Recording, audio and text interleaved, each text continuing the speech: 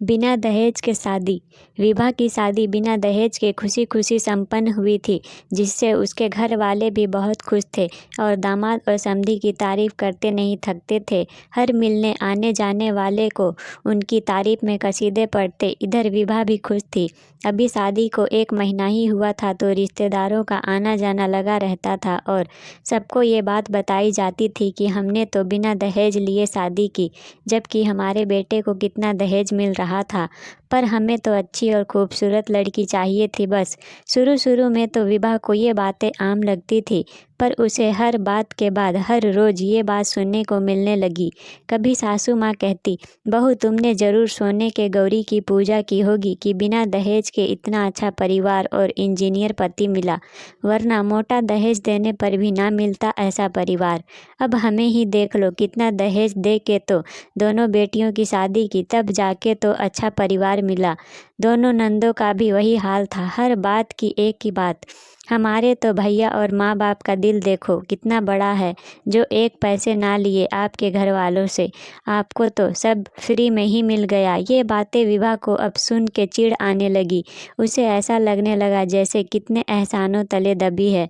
ऊपर से घर के सारे काम, नंदों का घर एक ही शहर में होने से वो भी वीकेंड में चली आती। बच्चे और पति के साथ तो सबकी पसंद का खाना अलग अलग बना के खिलाते हुए उसका पूरा दिन निकल जाता।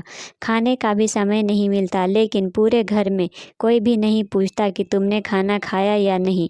कभी दिन का खाना रात को तो कभी रात का खाना दिन में खाती, क्योंकि सासू माँ कहती अन्न को बर्बाद नहीं करते, मेहमानों को दे नहीं सकते, और मैं और तुम्हारे बाबूजी बीमार रहते हैं तो खा नहीं सकते, तो मजबूरी में विभा को ही खाना होता। सब बचा हुआ उसे सबसे बुरा तो तब लगता जब राजीव भी उससे एक बार भी नहीं पूछते कि तुमने खाया या नहीं, या तुम्हारी क्या मर्जी है। राजीव भी हर बात में यही कहते, मेरे घर से अच्छा कोई घर होगा भला जो बिना दहेज के करे शादी।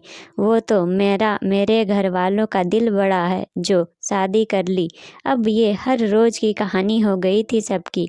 विभा ना अपनी पसंद के कपड़े पहन पाती, ना खाना खा पाती। इन सब बातों से अब उसका दम घुटने लगा था। अचानक एक दिन सासू माँ ने आके कहा, बहू कल घर में हमारे दोनों समधी का पूरा परिवार खाने पे आने वाला है, तो तुम सबकी पसंद के ही व्यंजन बनाना।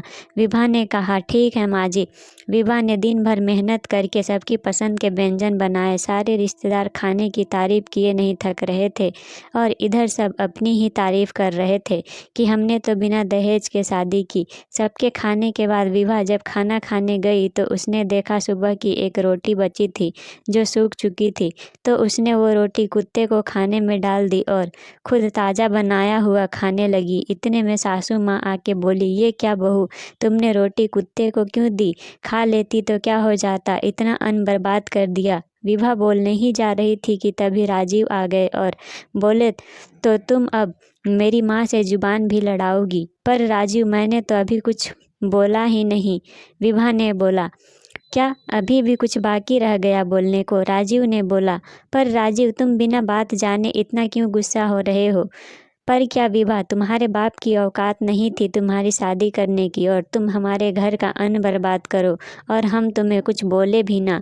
एहसान मानो हमारा जो तुम्हारी शादी करा दी, वरना पड़ी होती अभी तक कुंवारी। इतना सुनते ही विभा का गुस्से पर काबू ना रहा। उसने राजीव को बोला, अब अगर एक भी शब्द बोला तो अच्छा नहीं होगा, और रही बात मेरी शादी की, तो भूल गए हो तो याद दिला दूं, शादी हम दोनों की ही हुई है, खाली मेरी नहीं।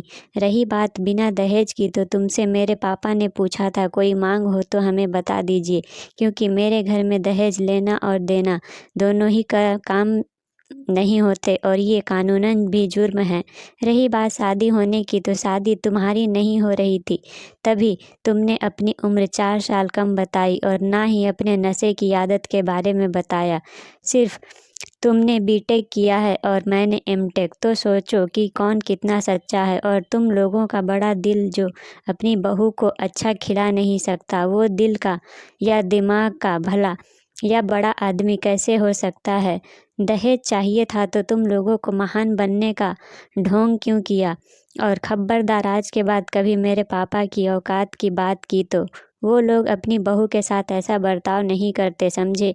उस दिन राजीव और सासू माँ शर्म से सर झुकाए खड़े रह गए, क्योंकि जिनके सामने वो दहेज न लेने की बड़ी बड़ी बातें करते थीं, उन्हीं के सामने आज सारा सच आ चुका था।